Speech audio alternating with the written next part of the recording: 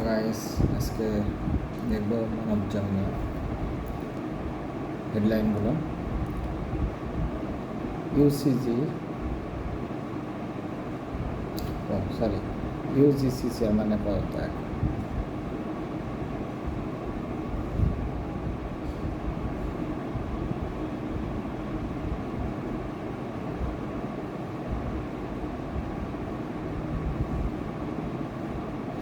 অন্তর্বর্তী সরকারের মেয়াদ নিয়ে আসিফ মাহমুদ, যতদিন দরকার ততদিনই থাকব।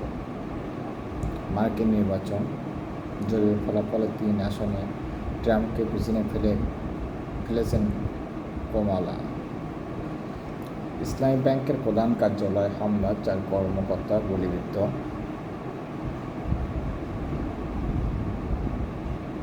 ডিজিটাল ক্র্যাকডাউনে জড়িতদের বিরুদ্ধে ব্যবস্থা নিতে আজকে উদ্যোগ নিয়েছে ডিজিটাল ক্র্যাকডাউনে জড়িতদের বিরুদ্ধে ব্যবস্থা নিতে। ইরানের বিরুদ্ধে রিপাবলিকান নথি হ্যাকিংয়ের অভিযোগ ট্রাম্পের।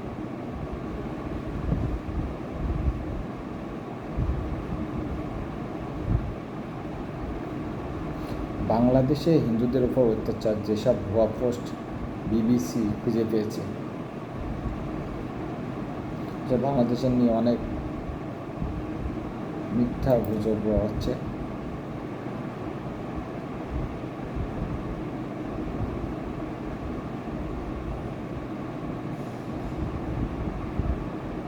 ব্যাংক থেকে 2 লাখ টাকা বেশি তোলা যাবে না এখন। নতুন প্রধান বিচারপতির শপথ আজ।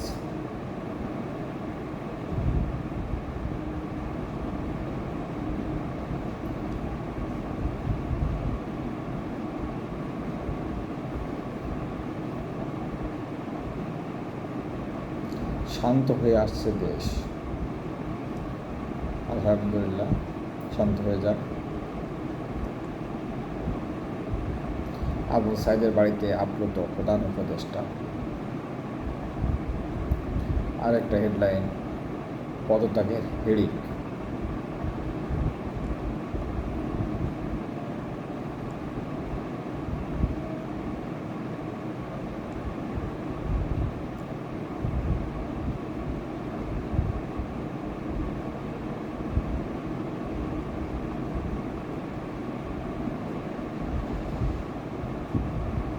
ইসলামাবাদে পৌঁছেছেন মুশফিকরা।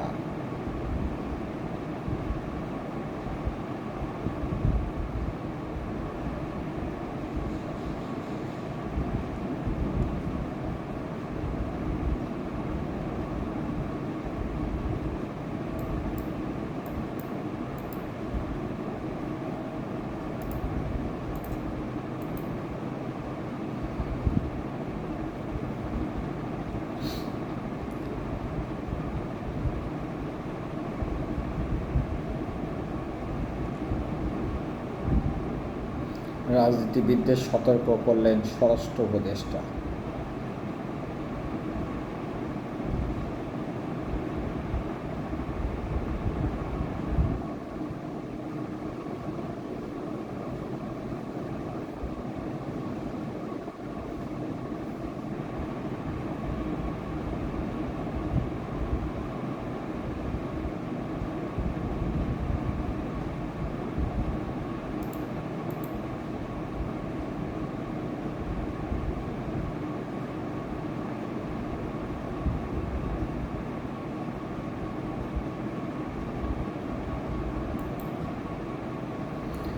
ইন্টারনেট শাটডাউনে জড়িত বিরুদ্ধে যে সিদ্ধান্ত নিলেন উপদেষ্টা নাহিদ, অন্তর্বর্তী সরকারের ডাক, টেলিযোগাযোগ ও তথ্য প্রযুক্তি মন্ত্রণালয়ের দায়িত্বপ্রাপ্ত উপদেষ্টা নাহিদ ইসলাম জানিয়েছেন, কোটা আন্দোলনের সময় ইন্টারনেট শাটডাউনে জড়িতদের বিরুদ্ধে ব্যবস্থা গ্রহণ করা হবে।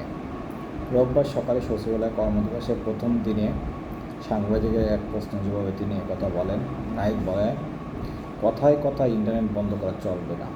ইন্টারনেট বন্ধ করা কিংবা স্পিড সীমিত করে দেওয়া মানবাধিকার লঙ্ঘন। তথ্য জানার অধিকার সবার আছে, তাই মানুষকে সত্য জানা থেকে বাধা দেওয়ার মানবাধিকার লঙ্ঘন ঘটিত হচ্ছে। তিনি বলেন, সচিবালয়ে আমার প্রথম দিনেই বৈষম্য বিরোধী ছাত্র আন্দোলনের সময় সারা দেশে ইন্টারনেট বন্ধ ও ডিজিটাল ক্র্যাকডাউনের পিছনে কারা জড়িত ছিল তাদের বিরুদ্ধে তদন্ত ব্যবস্থা করব। শিক্ষার্থীদের টানা আন্দোলনের মুখে গত 5 আগস্ট প্রধানমন্ত্রী পদ থেকে ইস্তফা দিয়ে